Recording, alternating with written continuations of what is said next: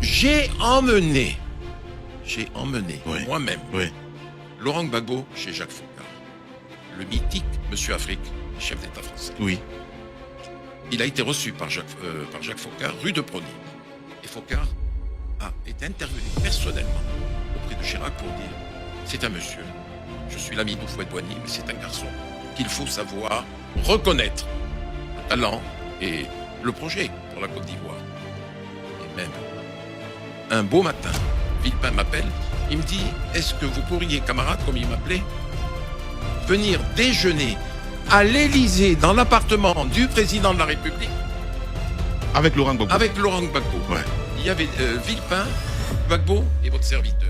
Nous avons déjeuné à l'Élysée alors que Bédi était président de la République de Côte d'Ivoire. Et Dupuche, Monsieur Afrique, qui avait une haine terrible contre Laurent. Et cela s'est fait dans le plus grand secret. Laurent Gbagbo à l'Élysée déjeune avec sans se cacher dans la et Jacques Chirac là. Il me convoque, il me dit « Vous êtes content de votre coup? Vous faites venir Gbagbo ici alors que Bédi est président de la République ?» Je lui dis « Monsieur le Président, c'est l'avenir de la Côte d'Ivoire. » Et j'ai été appuyé par Villepin. Les élections arrivent, Ouais. Gbagbo est président de la République. C'est grâce à Villepin que Jacques Chirac a reconnu, lors d'une conversation téléphonique avec Laurent, le régime de Laurent Gbagbo. Mais ce que je ne m'explique pas, l'ami, Oui. c'est que tout de suite après, a germé dans l'esprit de Jacques Chirac une sorte d'hostilité à l'endroit de Laurent Gbagbo. Dans le même temps, Oui.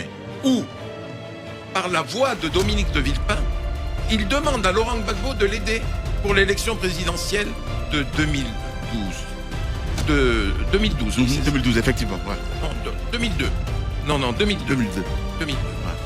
Et c'est quelque chose que je ne comprends pas. Aujourd'hui, tant d'années ont passé, Chirac fait dire par Villepin qu'il a besoin d'être aidé. Parce que qu'a fait Jospin? Arrive à Matignon. Jospin a bloqué des fonds spéciaux. Donc il y avait moins d'argent. Donc la caisse noire. Voilà. Ouais. La caisse noire était moins alimentée. Ouais. Les chefs d'État africains continuent à financer Jacques Chirac, mais il a demandé à ce que Laurent Gbagbo l'aide. Et Laurent Gbagbo l'a déclaré, n'a fait que confirmer ce que j'ai dit. Ouais. Il a donné 3 millions de dollars. Ah, bon. Mais par contre, ce que je n'explique pas, tu demandes de l'aide à quelqu'un et ensuite tu fais tout pour le contrer. Et il est évident que la rébellion de Guillaume Soro au pouvoir légitime de Laurent Gbagbo n'a pas pu se faire sans l'aide de la France. Ah ouais. Ah oui. C'est... C'est ça que je n'explique pas. La rébellion de Guillaume Soro a été financée par la France. Jacques Chirac était très lié Ouais. à Blaise Compaoré. Oui.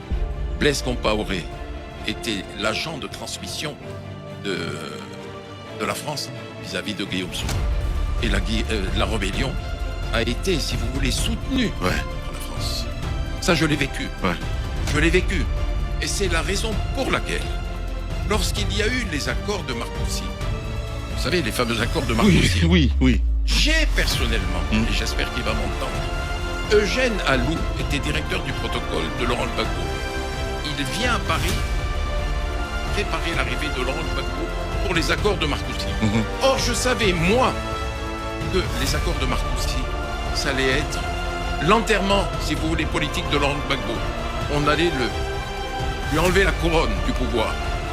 J'ai dit moi-même à Eugène Alou, j'ai dit Eugène, appelle Laurent en langue, dis-lui de ne pas venir aux accords de Marcoussis. Dis-lui de ne pas venir parce qu'ils vont le désosser. Laurent n'a pas voulu m'écouter. Il est venu et vous savez ce qui s'est passé à Marcoussis. Évidemment. Et là, Villepin a été ignoble avec Laurent Gbagbo. Il lui a même dit à un moment donné, je vais te tordre le bras. Ça, je ne l'ai jamais supporté. Je ne l'ai jamais supporté. Et ce que je vous dis là, aujourd'hui, Laurent ne l'a jamais su. Il va l'apprendre à travers notre à émission. travers votre émission. Franc-parler sur Espace, mesdames et messieurs, de retour évidemment avec un invité exceptionnel ce matin, Robert Bourgi. Avec lui, on décrypte l'actualité pour qu'on se replonge un petit peu dans les archives. Entre autres, mon cher Bad, il l'a évoqué, hein, il l'a dit, parce que l'information principale ce matin, si je peux me dire ainsi, c'est cette rébellion du côté de la Côte d'Ivoire, hein, à l'époque, il faut le rappeler. Guillaume Soro, si vous nous dites que cette rébellion a été financée par la France, moi, soutenu par la France, pas financé. Soutenu par la France. Qu'est-ce que vous appelez être soutenu pour un peu lever l'amalgame, puisque très souvent soutenu, ça sonne aussi peut-être financé quelque part. Écoutez-moi bien. Je ne dis que ce que je sais.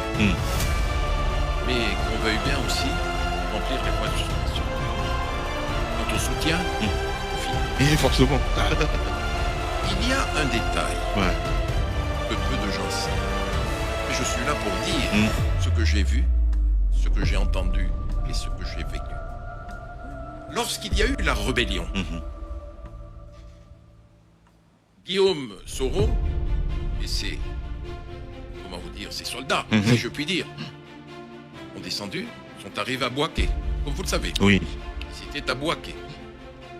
Villepin vient à Abidjan. Il était ministre des Affaires étrangères. Et comme je l'ai toujours fait avec Dominique de Villepin, qui m'appelait le rémora du requin. Vous savez, le rémora, c'est le petit poisson qui guide le requin. Oui. Il a dit, mon rémora, précédez-moi à Abidjan. Et je suis allé à Abidjan. La veille de l'arrivée de Dominique, je dîne avec Simone, Laurent, et derrière moi, il y avait l'homme, comment vous dire, le bras armé de Simone, le capitaine Seka. Ouais. Hein? Capitaine Seka. Et derrière. Et Simone me dit, tu vois ton ami Villepin. Simone Bago, hein. Ton ami Villepin, il vient demain, mais moi je vais l'accueillir. À ma manière. Je lui dis, Simone, s'il te plaît, laisse-le arriver. Ouais. Il m'a dit, mais on m'a dit qu'il allait rendre visite à Soro à Bouaké. C'est-à-dire soutenir une rébellion. Oui. Je lui dis, écoute, je ferai tout, Simone, qu'il n'y aille pas à Bouaké. Villepin arrive et va à la résidence. Et là, il est accueilli violemment par des femmes Dénudé. peintes avec le kaolin. Vous savez, c'est une forme de rébellion en Afrique qui est respectée. Attention. Ouais. Les policiers ne touchent pas des femmes, vous voyez, avec le kaolin. C'est mystique. Et c'est là que, quand j'ai su que Villepin a été hué dans la cour de la présidence, de la résidence de Laurent Gbagbo, j'ai dit, moi, à Laurent, j'ai dit, Laurent, je t'en supplie, sors et va sauver un peu Dominique, excusez-moi, des griffes de ces femmes. Parce que Dominique ne savait pas ce que c'était que les dames en kaolin. Et il a été chahuté, mais organisé par Simone. Bien sûr. Laurent est sorti, il a sorti, et nous nous sommes retrouvés à 3 dans le salon. Personne ne le sait, mais je révèle quelque chose. Et il dit à Laurent, tu es content de l'accueil qui m'a été réservé. Et Laurent de lui dire, je vais te poser une question. Oui ou non, vas-tu à Bouaké? Et il dit, oui, je vais à Bouaké. Il se tourne vers moi et me dit, Robert, qu'est-ce que tu en penses? Je dis, je suis contre ce voyage à Bouaké. N'y va pas. Ne soutiens pas une rébellion. Et Laurent de dire, l'historien qu'il est, le magistral historien qu'il est, il a dit, Dominique de Villepin, en avril 61, il y a eu un putsch, un pronunciamento contre le général de Gaulle. Les 4 généraux les plus gradés de l'armée française se sont rebellés contre le général de Gaulle. Est-ce que tu crois que de Gaulle aurait accepté qu'une puissance étrangère rende visite aux généraux félons? Il a dit non. Il lui a dit, alors pourquoi vas-tu voir Guillaume Soro? Robert, et de mon avis, tu ne devrais pas y aller. Villepin a maintenu, il est allé rendre visite à Soro, à Bouaké. Et j'ai retrouvé Villepin à Paris. Je lui ai dit, excusez-moi, vous avez déconné. C'est une faute majeure. Vous n'auriez pas dû le faire. C'est pour ça que je vous dis que la France, indirectement, a soutenu la rébellion. Et moi, j'ai une autre question pour revenir sur cet aspect politique en Côte d'Ivoire. Alors que c'est Villepin qui a permis la reconnaissance par Chirac du pouvoir de Gbagbo. D'accord. Pour revenir sur l'actualité politique en Côte d'Ivoire, vous nous avez un peu décrit ce qui est possible de se passer si, disons, Ouattara retire des élections de la liste électorale les différents candidats, notamment Tidjane Thiam et Gbagbo et Guillaume Soro. Mais que se passerait-il s'ils reviennent dans la liste? Est-ce qu'ils pourront vraiment tenir tête à Alassane Ouattara selon vous? J'ai dit dans une de mes interviews, je souhaiterais que le président Ouattara soit candidat pour un 4e mandat. Je l'ai dit, ça a choqué les gens. Mais vous vous souvenez, Lamine? Oui. Je l'ai dit, je souhaite qu'il soit candidat, mais à condition que les les autres autres soient sur la ligne de départ. Ouais. Mais que le meilleur gagne. Ouais. À ne Et pas éliminer les autres j'invite candidats. aujourd'hui, Ouais. de nouveau, Ouais. s'il peut maintenir Ouais. sa candidature, mais qu'il permette aux autres d'être candidats. Justement. Et que Alors, le meilleur gagne. ouais. Ouais. Savoir qui va gagner. Y a-t-il... Les Sénégalais diraient Yalla Mokora. Dieu seul le sait. Bien. C'est clair. Mais dites-moi, Robert, en revenant un petit peu en arrière, parce que y a tellement de polémiques en ce qui concerne ces élections du côté de la Côte d'Ivoire, se dit-il dans les couloirs comme quoi il y aurait un deal entre Thiam et Ouattara. Qu'est-ce que vous en saviez? Je ne suis pas dans la confidence d'Alassane, encore moins dans celle que j'ai connue, qui peut permettre de le dire gamin, parce que j'étais un ami de son pauvre père. Et d'Amadou. Les chefs, quels qu'ils soient, quelque pays qu'ils soient, ont toujours un deal dans la poche. Donc c'est pas Je exclu. ne serais pas Bien. étonné Ouais. qu'il y ait eu un deal. Je ne dis pas qu'il y a eu un deal, mais je ne serais pas étonné qu'il y ait eu un deal.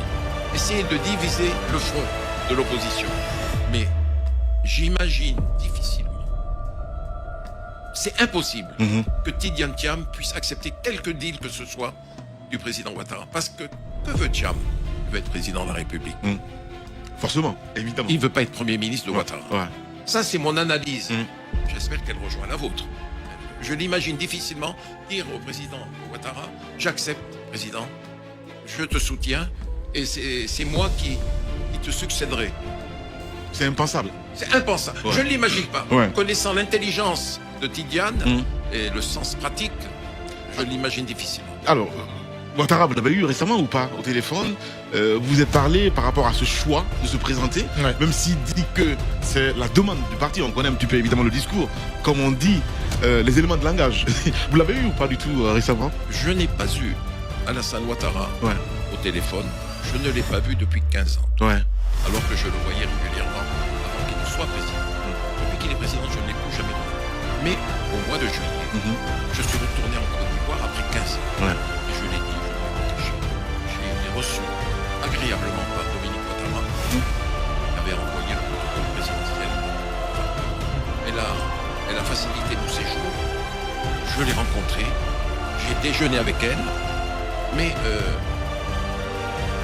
lorsque nous nous sommes parlé, je ne lui ai pas dit, je n'ai pas parlé de l'éventuelle candidature de son mari.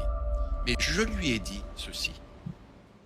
Dominique, qu'on le veuille ou pas, tu es maman en Côte d'Ivoire. Tu es la maman de la Côte d'Ivoire. Mhm.